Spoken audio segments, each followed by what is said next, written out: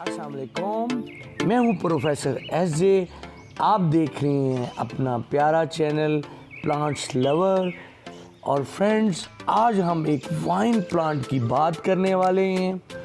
Friends, हमारी ख्वाहिश होती है कि हम ऐसी वाइन, ऐसी बेल को ग्रो करें जो जब फ्लावरिंग करे तो भर के करे और उसकी केयर भी थोड़ी आसान हो। मुझसे मेरे व्यूअर्स, मेरे सब्सक्राइबर्स अक्सर पूछती हैं कि हम कौन सी वाइन की सिलेक्शन करें, कौन सी बेल को उगाएं। तो उसमें चंद एक बातों को देखना होता है कि जब हम एक वाइन को ग्रो करते हैं तो वो थोड़ी फास्टली ग्रो करे, उस पर फ्लावर्स भी भर कर आएँ।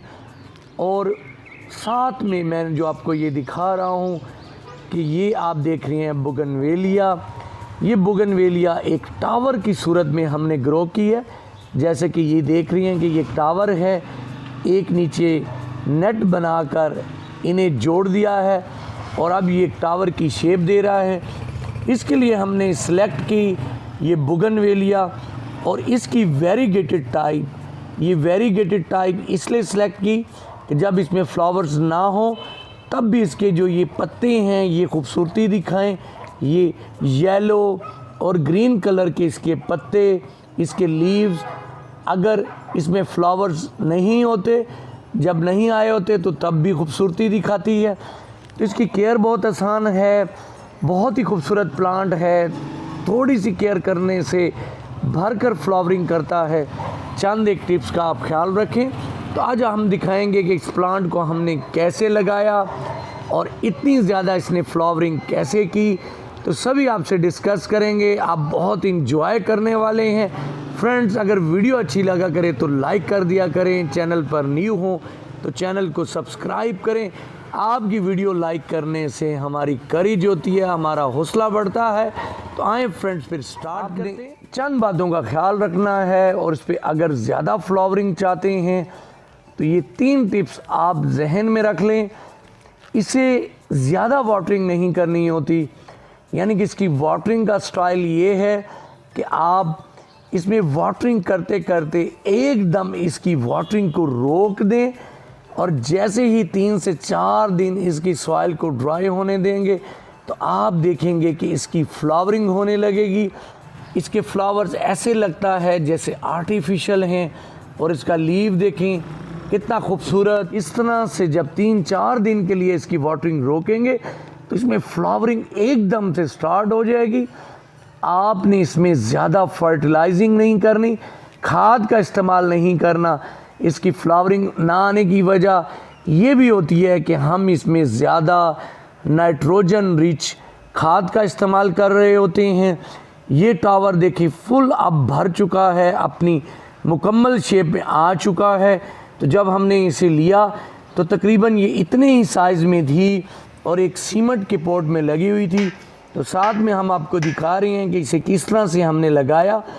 तो लगाने के लिए आपने इसे गमले में जिस पॉट में लगी हुई है नहीं निकालना, क्योंकि ये फिर दोबारा से शौक में चली जाएगी और इस तरह से पहले दिन से अपनी ग्रोथ को स्टार्ट नहीं करेगी। आपने गमले को नीचे से उसके पेंदे को कट करना है और लगा देना है। इसकी मेन वजह ये है कि इसमें वाटरिंग कम हो। अगर आप उसी पॉट में रखना चाहते हैं तो तब भी आसानी से ग्रो करे। हमने इसे सॉइल में लगा दिया है, इसलिए ये पॉट में भी आसानी से ग्रो करती है, क्योंकि ये रूट बाउंडिंग को पसंद करती है। आपने इसकी बार बार रीपोटिंग नहीं करनी। इसकी लोकेशन फुल सन है, फुल सन में इसे ग्रो करें। सॉइल जो है नॉर्मल सॉइल होनी चाहिए। इसमें पीट, मोस, कोकोबिट इन चीज़ों का इस्तेमाल ना करें। थोड़ी सी केयर से ये ग्रो कर जाती है। इसकी प्रोपोगेशन भी बहुत आसान है, ये स्टेम कटिंग से लग जाती है। तो फ्रेंड, अगर आप इस तरह का टावर बनाना चाहते हैं, ये शेप देना चाहते हैं या अपने घर में क्लाइंबर के तौर पे इसे ग्रो करना चाहते हैं तो ये बहुत खूबसूरत है, भरकर फ्लावरिंग करेगी।